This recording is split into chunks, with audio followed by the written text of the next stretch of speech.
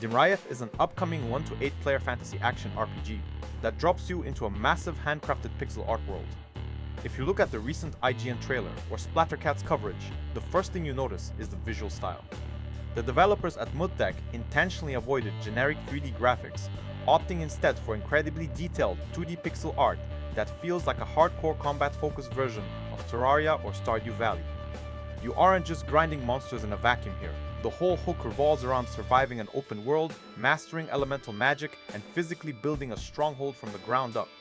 You can tackle the whole thing completely solo, but the game is explicitly designed to support up to 8 players running around the map simultaneously, dropping elemental spells and building a shared base together.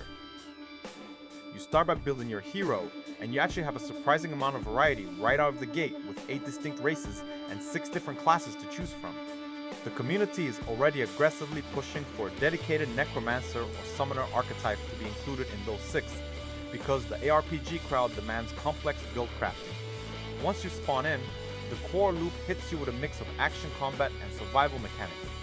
You explore ancient lands, fight enemies using an elemental combat system, and scavenge resources. Those resources feed directly into the base building system where you construct and shape a permanent stronghold to call home. You don't just throw off a wooden box to survive the night, you're forging a massive base of operations, crafting new gear, and preparing your squad to fight for the fate of the realm. The elemental combat means you have to constantly adapt your magic to whatever you're fighting, turning standard open world exploration into a highly tactical experience. Real quick, most gaming channels pad their reviews to 20 minutes. I keep mine short and honest. If that's your thing, subscribe. Okay, back to it. The interlocking systems here rely heavily on how you manage your downtime between fights.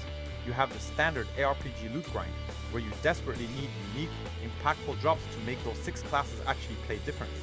You take that loot back to your stronghold, which acts as your central hub. Here, you engage in the crafting systems to upgrade your weapons and armor using the materials you ripped out of the open world, but you also have a relationship system built into the game. You actively forge relationships with different characters, which directly impacts your progression and what resources you can access, so the loop connects perfectly. You leave the stronghold, use elemental magic to clear out enemies, harvest survival materials, drag it all back to base, upgrade your gear, build new structures, and interact with NPCs to unlock new relationship benefits.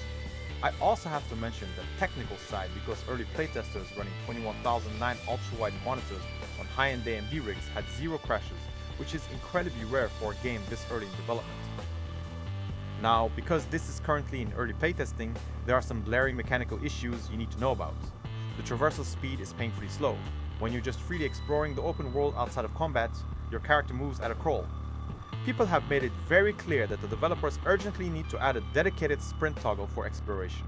Interestingly, once you actually engage an enemy and enter combat, the movement speed suddenly feels perfectly fine and responsive. But the moment the fight ends and you need to walk back to your stronghold, that lack of a sprint button makes exploring the handcrafted world feel like an absolute chore. You can't buy this right now, but a playable demo drops in April before the massive early access launch scheduled for fall 2026. If you love the deep base building of Terraria, but want the tactical class-based combat and loot grind of a traditional action RPG, you absolutely need to wishlist this. If you hate slow traversal and demand fast-paced movement at all times, maybe hold off until they patch in a sprint button. If this helped, drop a like and subscribe. See you in the next one.